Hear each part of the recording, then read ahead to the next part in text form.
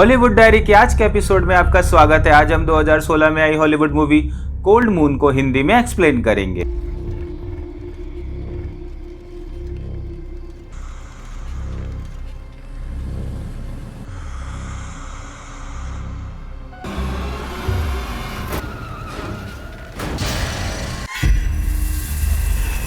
ये film Michael McDowell की 1980 में आई नोवेल कोल्ड मून ओवर पर बेस्ड है। इस फिल्म को ग्रिफ फर्स्ट ने डायरेक्ट किया है और इस फिल्म की मुख्य भूमिकाओं में जो स्टीवर्ट, सारा कैथरीन, फ्रैंक वेले और कैंडी क्लार्क है। और जैसा कि इसके पहले हमने आपसे वादा किया था कि आपसे हर एपिसोड में हम कुछ कमेंट्स को आपके साथ शेयर करेंगे, तो आज का शॉर्ट आउट जाता है तनिषा, गुलजार, कार्तिक राजपूत और शिवानी कुमारी को। तो आप सभी के प्यार और सपोर्ट के लिए बहुत बहुत शुक्रिया। इसी तरह हमें प्यार और सपोर्ट देते रहिए। और हमेशा की तरह आगे बढ़ने के पहले इस बार मैं आपको बता दें कि ये वीडियो भी स्पॉइलर से भरा हुआ होगा। फिल्म की शुरुआत में हम लार्किन फैमिली को देखते हैं। लार्किन फैमिली फ्लोरिडा के बेबीलोन नाम के टाउन में रहते हैं। लार्किन फैमिली में मार्गरेट, उसका भाई जेरी और उसकी दादी एवलिन है। और लार्किन फैमिली के पास ब्लूबेरी का फार्म है और जेरी इस फार्म की देखरेख करता है। लेकिन लास्ट ईयर की तरह इस साल भी फसल अच्छी ना होने के कारण ये लोग फाइनेंशियली स्ट्रगल कर रहे हैं। आगे हम देखते हैं कि मार्गरेट लंच के बाद अपने टीचर वॉरेन पेरी की हेल्प करने स्कूल जा रही होती है और जब वो स्कूल से वापस आ रही होती है तो ब्रिज के पास एक कार एकदम उसके पास से गुजरती है और उसका एक्सीडेंट होते होते बच जाता है। और फिर मार्गरेट जैसे ही ब्रिज पर पहुंचती है तो एक नकाब पहना हुआ आदमी उस पर हमला कर देता है और उसे मारने की कोशिश करता है। तभी दूर से एक कार आते देख वो आदमी मार्गरेट को ब्रिज से नीचे पानी में फेंक देता है और फिर वो मार्गरेट को उसके साइकिल से बांधकर पानी में डुबो के मार देता है। वहीं दूसरी तरफ कार में जो लड़की है उसका नाम बिलिंडा हेल है और उसके पिता शहर के शेरिफ है, यानी एक पुलिस ऑफिसर है। वो एक नर्स बनना चाहती है, इसलिए वो शहर के सबसे रईस इंसान जेम्स रेडफील्ड की देखरेख करती है। आगे हम देखते हैं कि देर रात हो जाने के बाद भी मार्गरेट के घर नहीं पहुंचने पर उसकी दादी थोड़ा चिंतित होती है। वहीं दूसरी तरफ हम नदी के अंदर एक स्नेक को देखते हैं जो कि मार्गरेट के मुंह के अंदर जाता है और तभी मार्गरेट की आंखों का कलर चेंज होकर व्हाइट हो जाता है। ये एक तरीके का संकेत है कि मार्गरेट मरने के बाद अब एक शैतान बन गई है। इसके बाद मॉर्निंग में जब उसकी दादी देखती है कि अभी तक मार्गरेट घर नहीं आई है तो वो स्कूल कॉल करने जाती है। तभी वहाँ मार्गरेट का भाई जेरी आता है और अपनी दादी को बताता है कि उसने स्कूल फ़ोन किया था और उससे पता चला है कि मार्गरेट कल शाम 5 बजे ही स्कूल से निकल गई थी। इसके बाद ये दोनों गुमशुदा की एफआईआर फाइल करने पुलिस स्टेशन जाते हैं, जहां शेरिफ टेड जो कि मिलिंडा का डैड भी है वो उन्हें बोलता है कि वो मार्गरेट को ढूंढ लेगा। और फिर जेरी अपनी दादी को लेकर बैंक में जाता है जो कि उस पुलिस स्टेशन के अपोजिट में ही था। वहां बैंक में वो कुछ पैसे जमा करता है। इसी दौरान वहां नाथन रेडफील्ड आता है जो कि इस बैंक का प्रेसिडेंट है और ये बैंक उसके पिता जेम्स का ही है जो कि शहर के सबसे रईस इंसान भी है। यहाँ नाथन जेरी और उसकी दादी को लोन ना चुकाने वाली बातें बोलता है जिस कारण दादी को इंसल्ट फील होता है और वो नाथन को बोलती है कि तुम्हारे डैडी ने हमसे कभी इस तरीके से बातें नहीं की और फिर वो वहां से दुखी होकर चली जाती है। आगे हम देखते हैं कि शेरिफ टेड मार्गरेट के केस के सिलसिले में स्कूल जाते हैं और फिर वो उस टीचर वॉरेन पेरी को भी मिलते हैं। वॉरेन उसे ये भी बताता है कि मार्गरेट शाम 5 बजे तक टेक्स्ट बुक चेक करने में उसकी हेल्प कर रही थी और उसके बाद जब बारिश होने लगी तो वहां से घर जाने के लिए निकल गई थी। नेक्स्ट सीन में हम देखते हैं कि ब्रिज पे मौजूद स्ट्रीट लाइट्स ब्लिंक करती है और फिर नदी के अंदर से मार्गरेट का पेट बाहर आता है। और फिर अगली सुबह जब एक आदमी उस नदी में मछली पकड़ने जाता है तो उसे नदी के अंदर मार्गरेट की डेड बॉडी मिलती है। वो जेरी को बुलाता है और उसी दौरान जेरी की दादी भी मार्गरेट की डेड बॉडी देख लेती है। यह मार्गरेट की दादी उसकी ऐसी हालत देखकर बहुत ज़्यादा दुखी हो जाती है और अपना आपा खो देती है।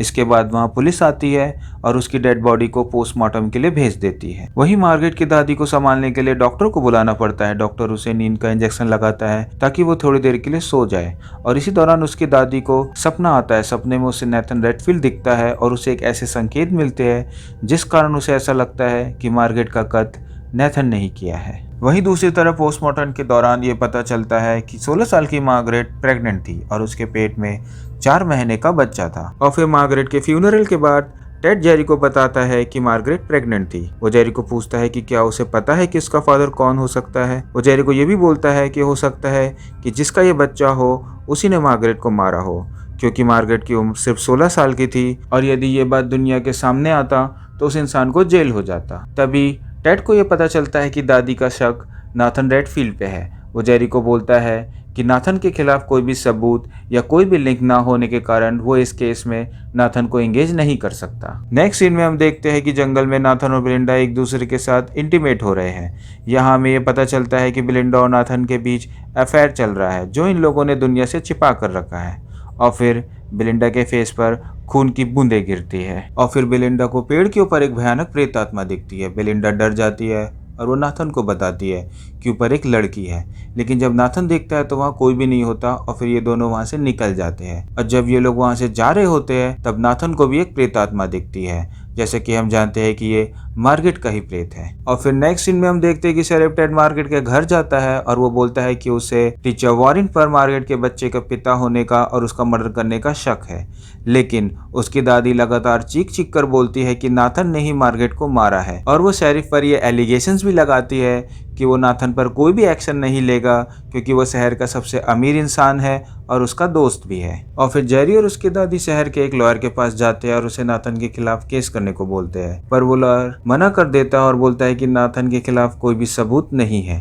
तभी मार्गेट की दादी गुस्सा हो जाती है और बोलती है कि तुम सब नाथन से मिले हुए हो, इसलिए वो टीचर वॉरेन के कजन लॉयर हाफ को ये केस लड़ने के लिए अपॉइंट करेगी। यहाँ हमें ये पता चलता है कि ये लॉयर भी नाथन के क्लोज है और उसके बैंक के केसेस को हैंडल करता है।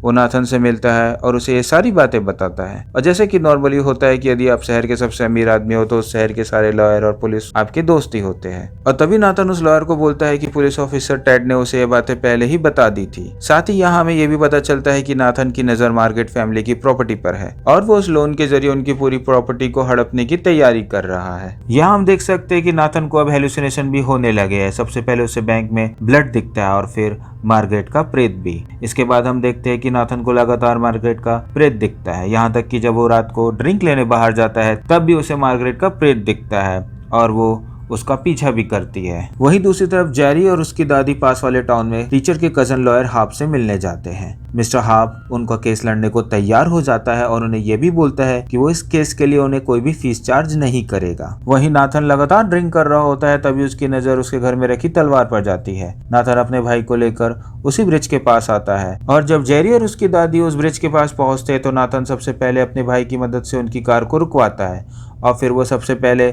जेरी का सर तलवार से काट देता है और फिर दादी को भी मार देता है। ये सब देखकर नाथन का भाई डर जाता है, लेकिन अब उसके पास अपने भाई का साथ देने के अलावा कोई भी चारा नहीं था। यहाँ ये साफ हो जाता है कि नाथन ने ही मार्गरेट को भी मारा था और फिर नाथन ये बात अपने भाई को भी बता देता है। नाथन अपने भाई की हेल्प से उन दोनों की बॉडीज को कार में रखकर उस कार को जंगल के अंदर नदी में गिरा देता है, लेकिन इसी दौरान उस तलवार का कुछ हिस्सा टूटकर उस कार में ही रह जाता है। और फिर नेक्स्ट दिन नाथन उस तलवार को टीचर वॉरेन की कार में छुपा देता है और फिर वो पुलिस ऑफिसर टेड को अपने घर बुलाता है और उसे बोलता है कि टीचर वॉरेन कुछ दिनों से उसके घर के आसपास ही घूम रहा है और उसकी नज़र टेड की बेटी बिलिंडा पर है। बिलिंडा नाथन की फादर की देखरेख करती है, इसलिए वो नाथन के घर में ही रह रही थी। और टेड को वो ये भी बोलता है कि उसके घर से एक तलवार चोरी भी हो गई है। यहाँ नाथन टेड का पूरा ध्यान टीचर वॉरेन पर फोकस करवाना चाहता था और इसलिए उसने टेड की बेटी को इसमें ऐड कर टेड के लिए ये केस उसकी बेटी की सेफ्टी से भी जोड़ दिया था।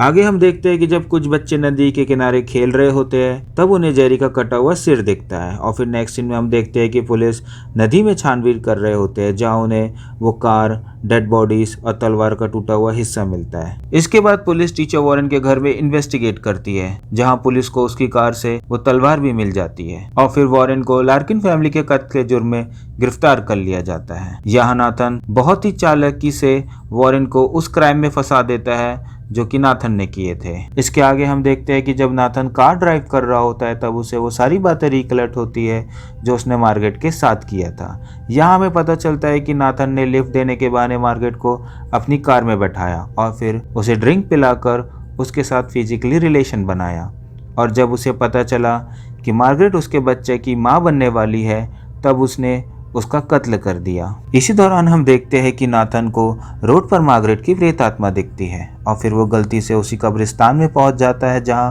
मार्गरेट, जेरी और उसकी दादी को दफनाया गया था। नाथन जब यहाँ से निकलने की कोशिश करता है तो उसकी कार बंद हो जाती है। यहाँ मार्गरेट का प्रेत नाथन पर हमला करता है। नाथन उसके पीछे भागता है, तभी वो भागते हुए उसकी कब्र के पास पहुंच जाता है और फिर जमीन फाड़कर उसका ताबूत बाहर आता है नाथन ये देख के डर जाता है और वहां से भाग जाता है। आगे हम देखते हैं कि नेक्स्ट दिन पुलिस ऑफिसर्स को पता चलता है कि कब्रिस्तान में किसी ने जमीन से ताबूत निकालकर लाशों को गायब कर दिया है। वहीं दूसरी तरफ हम नाथन को देखते हैं, जिससे मिलने वकील चार्ल्स आता है। नाथन लार्किन फैमिली की पूरी प्रॉपर्टी को हड़पने के लिए पेपर्स तैयार करता है, जिसमें चार्ल्स उसकी मदद कर रहा था। और फिर चार्ल्स नाथन को रात में डिनर के लिए इन्वाइट करता है और चार्ल्स, उसकी वाइफ जिनी, नाथन और उसका भाई बेन ये चारों रेस्टोरेंट में डिनर कर रहे होते हैं। तभी नाथन को हेलुसिनेशन होते हैं और पहले उसे आइसक्रीम में ब्लड दिखता है और फिर जेरी का कटा हुआ सिर भी। यही नाथन को जेरी की दादी का प्रेत भी दिखता है और वो अपना आपा खो देता है और फिर रेस्टोरेंट में मौजूद एक लड़की पर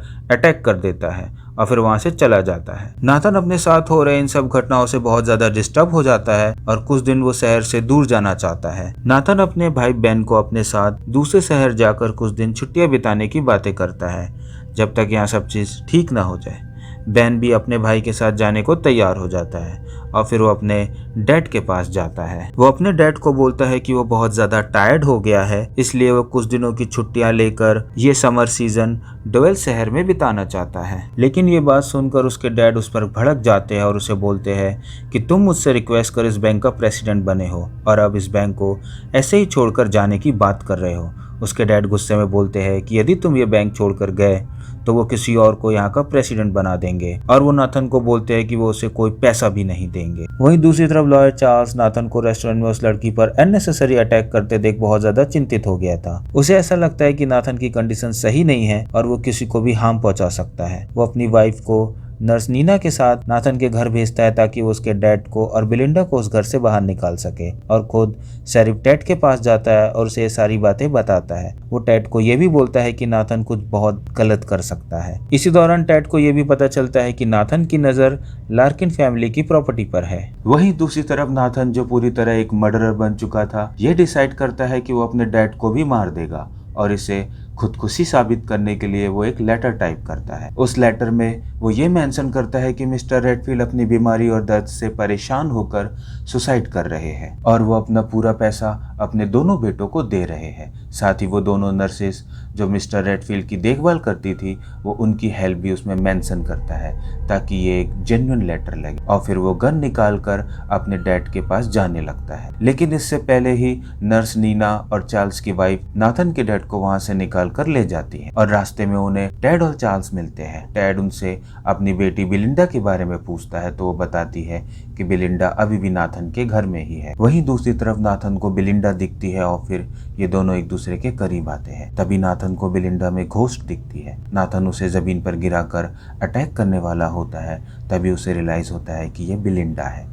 नाथन बिलिंडा को सॉरी बोलता है और फिर ये दोनों स्विमिंग पूल में जाते हैं। पूल के अंदर जब बिलिंडा इसे किस करती है तो उसे जेरी की दादी का प्रेत दिखता है। वो डर कर पूल से बाहर आ जाता है और फिर जब बिलिंडा पूल से बाहर आती है तो वो उसे जेरी की दादी का प्रेत समझकर डर जाता है और उसके सिर पर पत्थर मार देता है। तभी वहां बेन आता है और बेन उसे जेरी दिखता है और फिर वो बेन को मारकर उसका सिर उखाड़ देता है। इसके बाद उसे ये रियलाइज होता है कि उसने बिलिंडा और बेन को मारा है। तभी वहां मार्गेट का प्रेत नाथन पर अटैक करता है और वो डर कर वहां से भाग जाता है। इसी दौरान शेरिफ टेड और चार्ल्स भी वहां पहुंच जाते हैं। टेड घर के अंदर जाता है और वहां उसे बिलिंडा और बेन दिखते हैं। बेन तो मर चुका था लेकिन बिलिंडा अभी भी जिंदा थी। वहीं दूसरी तरफ नाथन कार लेकर भागता है और चार्ल्स का एक्सीडेंट करते हुए चला जाता है। यहाँ मार्गरेट का प्रेत उसका पीछा करती है और फिर वो उसी ब्रिज पर पहुंच जाता है। नाथन को ब्रिज पर जेरी और उसकी दादी का प्रेत भी दिखता है और फिर मार्गरेट का प्रेत उसका कान उखाड़ लेता है। नाथन की कार ब्रिज से नीचे नदी में गिर जाती है और यहाँ मार्गरेट उसे मार देती है। अगली सुबह पुलिस नदी से कार बाहर निकालती है जिसमें नाथन की डेड बॉडी होती है और उसका कान मिसिंग होता है। तभी उसी कार में पीछे की ओर मार्गरेट, जेरी और इनकी दादी की लाशें भी मिलती है जो कि कब्रिस्तान से गायब हो गई थी।